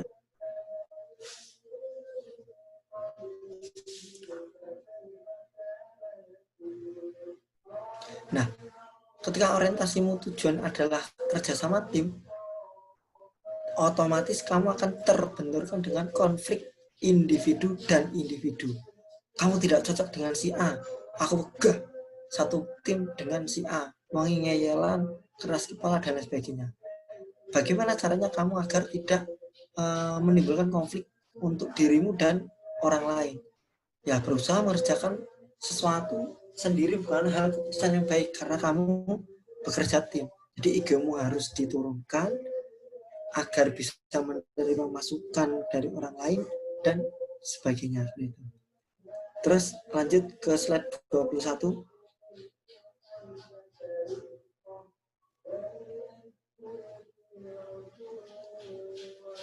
Satu lagi. Nah, ini yang terakhir. Ketika kamu bisa memanajemen waktu yang baik, memanajemen konflik yang baik, sesungguhnya itu akan melatih kreativitasmu. Nah, dari kedua skill tadi, manajemen waktu bagus, manajemen konflik ya bagus, itu sesungguhnya akan melatih dirimu untuk kreatif. Coba kita ilustrasikan pada gambar tersebut. Kiranya ada batu yang tertata di sungai. Ini uang kurang kerjaan, ngopo kok gaweane ngono kuwi. Ya karena dia luang waktunya. Kreatif dia. Konflik batinnya puas. Mungkin tidak semua orang bisa menata batu seperti itu. Selanjutnya, botol yang digambar wajah seseorang.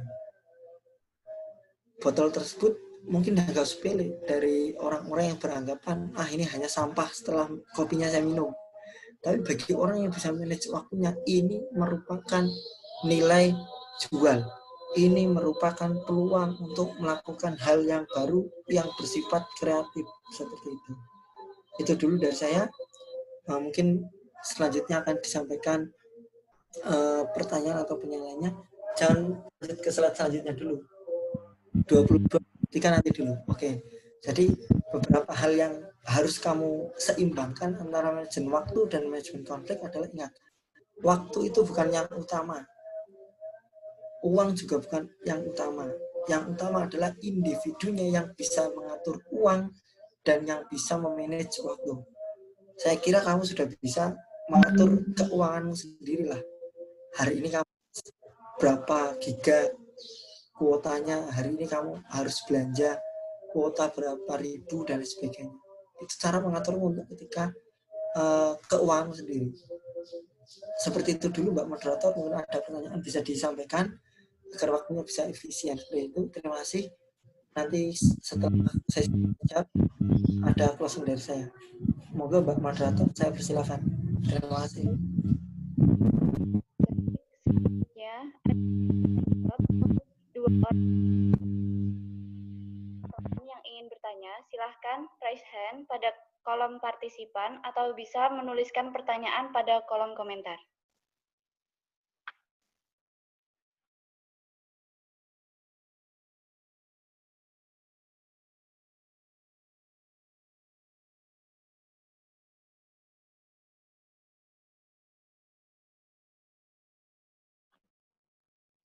Silahkan untuk teman-teman yang mau bertanya.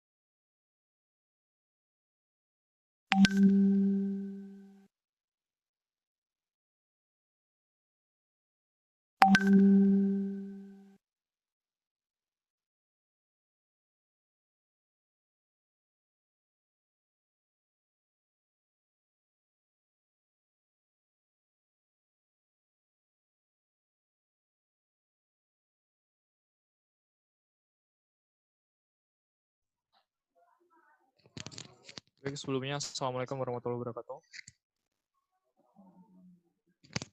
Permisi Pak, saya Anggara Tio izin bertanya.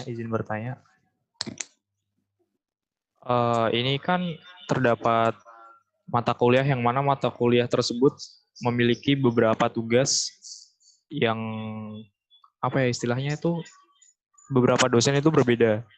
Ada yang bobotnya ringan sampai dengan yang berat. Nah, untuk membagi waktu dalam berorganisasi dengan mengerjakan tugas yang terdapat pada kuliah tertentu tersebut bagaimana, Pak? Terima kasih. Sekian. Wassalamualaikum warahmatullahi wabarakatuh. Baik, terima kasih Anggara Tio. Bisa dijawab sekarang, Pak?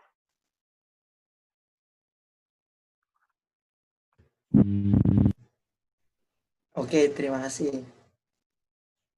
Pertanyaan sangat bagus dari Mas Angga, betul ya? Iya, Pak. Ya. Oke, berkaitan dengan kuliah, tugas kuliah, dan aktif di organisasi. Ya, betul. Nah, ketika kamu memiliki dua pilihan, seperti halnya tadi saya sampaikan di atas, tujuanmu masuk UMS itu apa? Kuliah, aktivis, apa sarjana? Itu yang paling luas.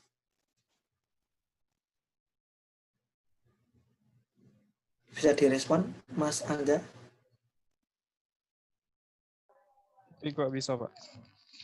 Nah, maka dari itu, ketika kamu memilih berorganisasi, otomatis kuliahmu jangan sampai keteteran. Keteteran dalam artian tugas deadline compang-camping, dalam artian memang setiap dosen itu kapasitas memberikan tugas itu berbeda-beda.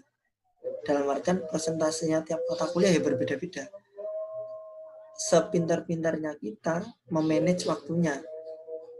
menjadi hal yang wajar ketika dosen itu pasti memberi deadline yang berbeda-beda pula. Ketika dirasa tugasnya itu lumayan berat, pasti deadline mengumpulkannya juga lumayan panjang.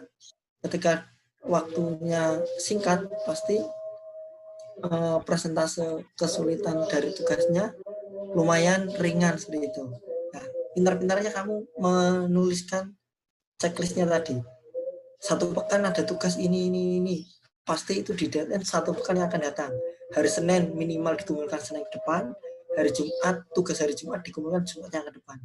Maka dari itu jangan sampai kamu menunda pekerjaan yang kamu harus lakukan sendiri. Prioritas yang harus kamu lakukan sendiri. Oh, ini tugas saya. Beda halnya dengan organisasi. Organisasi itu organ, banyak orang, ada kepala, ada ketua, ada acara, ada perkap. Nah, itu fungsinya melakukan secara tim. Maka dari itu, ketika kamu bisa memprioritaskan, contohnya seperti ini. Ketika kamu mengikuti LKMD secara daring seperti ini, bisa diwakilkan atau tidak? Tidak, Pak. Nah, sekiranya tidak bisa diwakilkan, mau tidak mau, ini prioritasmu. Saya harus mengikuti. Tidak mungkin bapak saya milu daring. Ketemu Aiman, ketemu Mas Dwi, ketemu Mbak Mas Danu, meh ngopo kan seperti itu. Maka dari itu kamu bisa memilah-milah. Oh, ini prioritas saya harus ikut. Oh, ini bukan prioritas saya. Sebaiknya kita melakukan secara tim seperti itu. Nah, tak kasih trik gitu ketika kamu melakukan tugas selama perkuliahan.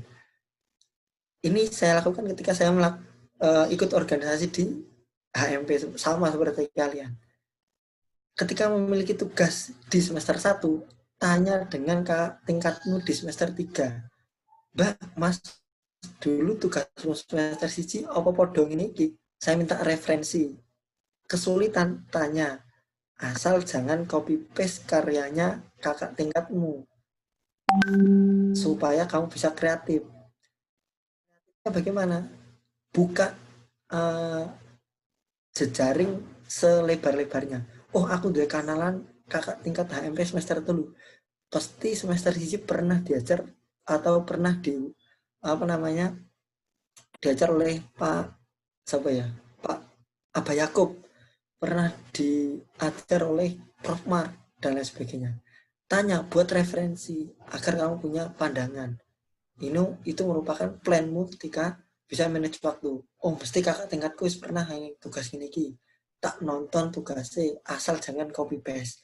Yang perlu digaris bawah, asal jangan copy paste, seperti itu.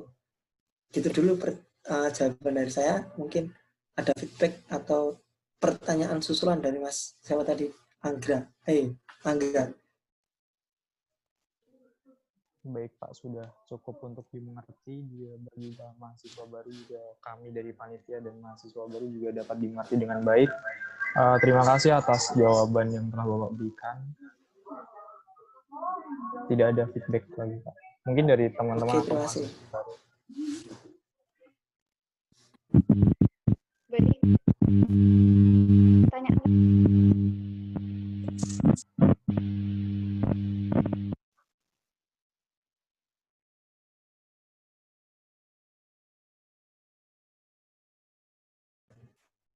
Ini langsung saja, Mbak. Pertanyaan dari Abdillah Abdul Asmi, betul ya? Langsung saja. Oke. Pertanyaan bagus ini. Bagaimana jika di tengah jalan dalam berorganisasi kita mengalami situasi yang membuat kita ingin menyerah dan dirasa putus asa? Apa solusi yang kira-kira bisa kita lakukan untuk kembali optimis dan terus mengemban amanah dengan ikhlas? Pertanyaan sangat bagus. Bagaimana caranya ketika kita bisa istiqomah kembali kepada orientasinya kita, masuk di UMS dan masuk di organisasi? Contohnya seperti ini. Rasa jenuh, rasa putus asa itu pasti ada. Nah, rasa jenuh itu bisa kamu lawan dengan yang namanya kerja ikhlas, kerja totalitas tanpa batas. Kok totalitas tanpa batas? Maksudnya seperti apa? Ketika kamu memilih berorganisasi, pasti kamu sudah tahu resikonya. Resikonya apa? Harus pintar membagi waktu. Harus pintar kenal dengan orang, temannya harus pilah-pilah dan lain sebagainya. Nah, maka dari itu yang utama ketika kamu dirasa jenuh, yang harus kamu timbulkan adalah sifat kenyamanan. Rasa nyaman kamu berorganisasi, rasa nyaman kamu berinteraksi, rasa nyaman kamu menimba ilmu, rasa nyaman kamu bernegosiasi, negosiasi dosen, negosiasi tempat, membuat acara. Kok kamu merasa nyaman? Pasti rasa jenuh itu akan hilang. Putus asanya akan hilang. Pak, lah bicara dengan ikhlas itu batasnya seperti apa? Nah, ketika kamu berbicara dengan ikhlas, sama halnya ketika kamu melakukan hal baik, tetapi tidak boleh diomongkan dengan banyak orang. Iki lho, aku bersodakoh 1 miliar. Iki lho, aku berbangun masjid, anggo duit pribadi, dan sebagainya. Ikhlas itu tidak usah diumbar-umbar. Yang terpenting, hablum minallah. Kamu dengan Allah saja yang tahu. Biarkan orang lain itu memperoleh apa yang sudah kamu lakukan secara kerja ikhlasnya tadi. Nah, kalau berbicara dengan kiranya kapan sih waktu jenuh itu bisa kita rasakan ketika berorganisasi, kurang lebih di itu semester 4, semester 5, semester 6, sampai 7-8. Pasti kamu rasanya jenuh banget. Kok ternyata milu organisasi gini abot. Kok ternyata kuliah itu semakin tinggi semesternya, ya semakin abot tugasnya. Itu kamu merasa jenuh. Maka dari itu, kamu harus kembali ke awalnya kamu masuk. Tujuannya apa, orientasinya apa, supaya apa yang membuat kamu jenuh akan hilang sendirinya dengan rasa kenyamanan. Mungkin seperti itu, Mas Abdillah.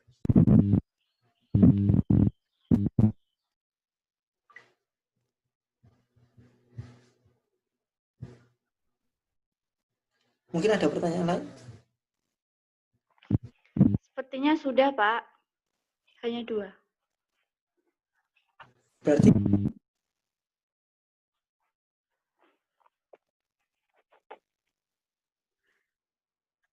baik, terima kasih kepada Bapak Aimanon. Mohon maaf, Pak Manon. Speakernya masih di mute. Oke. Bisa dilanjut ke slide 22 dan 23. 2 slide ini.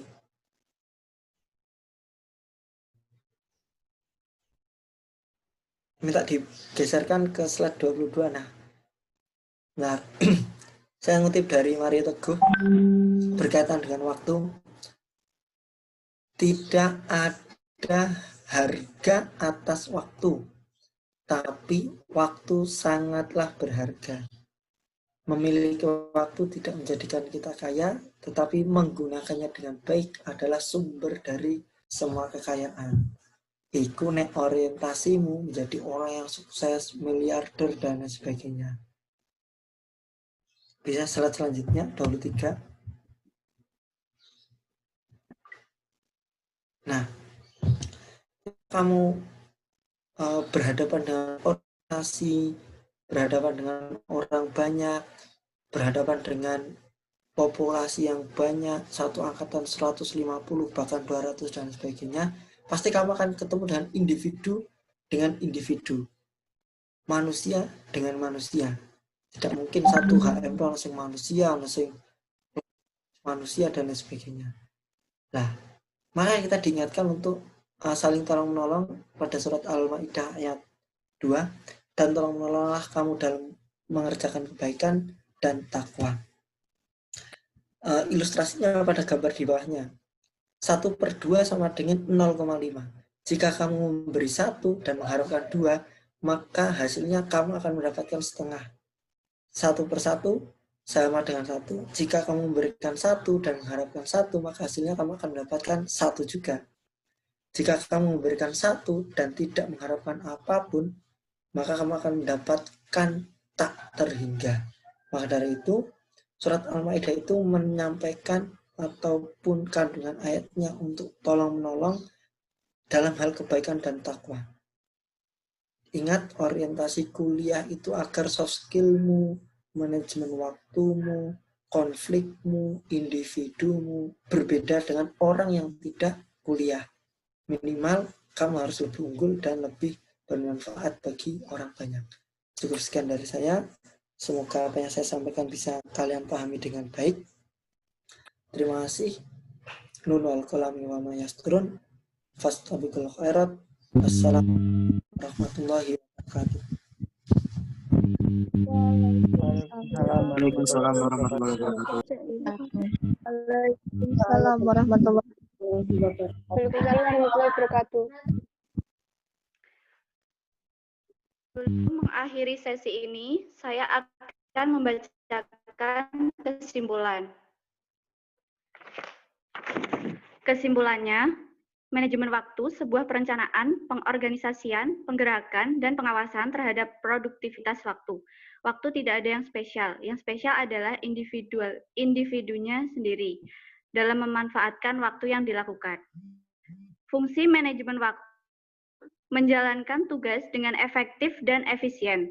Pintar mengatur waktu itu dilihat dari individunya. Yang harus dilakukan dalam manajemen waktu, 1. Harus produktif, efisien, prioritas, evaluasi. Cara mengatur waktu ada 2 faktor, yaitu faktor eksternal dan internal. Ketika kita bisa memanajemen waktu dan memanajemen konflik dengan baik, pasti bisa melatih diri untuk kreatif. Baiklah, materi yang disampaikan sudah cukup. Terima kasih kepada Bapak Aimanun Salim yang telah berbagi ilmunya kepada kami. Semoga bermanfaat bagi kita semua. Amin. Sekian saya moderator. Apabila ada kesalahan, mohon dimaafkan. Wassalamualaikum warahmatullahi wabarakatuh. Waalaikumsalam warahmatullahi wabarakatuh.